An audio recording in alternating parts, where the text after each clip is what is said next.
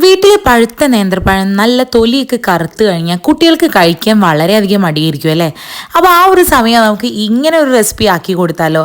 നേന്ത്രപ്പഴം ചിലവാവുകയും ചെയ്യും, അതുപോലെ തന്നെ കുട്ടികൾക്ക് ഇഷ്ടമാവുകയും ചെയ്യും. അപ്പോൾ ആദ്യം തന്നെ മിക്സിൻ്റെ ജാറെടുത്ത് നമുക്ക് പഴുത്ത നേന്ത്രപ്പഴം ആഡ് ചെയ്ത് കൊടുക്കുക. ഇനി ഇതിലേക്ക് നമുക്ക് ആവശ്യത്തിന് അനുസരിച്ച് പഞ്ചസാര ആഡ് ചെയ്യുക, ഏലക്കായും കൂടെ ആഡ് ചെയ്തിട്ട് നന്നായിട്ട് മിക്സിയിൽ അടിച്ചെടുക്കുക.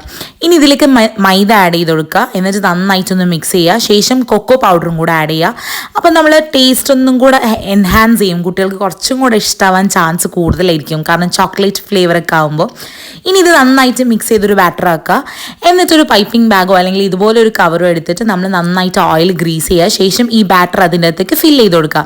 എന്നിട്ട് ആ കവറിൻ്റെ ടിപ്പ് ഒന്ന് കട്ട് ചെയ്യുക. ഒരു പാൻ എടുത്ത് ഓയിൽ ഒഴിച്ച് ചൂടായ ശേഷം നമുക്ക് ഓരോന്നോരോന്നായിട്ട് ഇങ്ങനെ കുക്ക് ചെയ്തെടുക്കുക.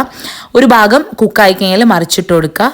അപ്പോൾ ഫൈനലി നമ്മളെ സാധനം സെറ്റാണ്. പ്രത്യേകിച്ച് പേരൊന്നും ഇല്ലെങ്കിലും അടിപൊളി ടേസ്റ്റാണ്. ട്രൈ ചെയ്ത് നോക്കാം.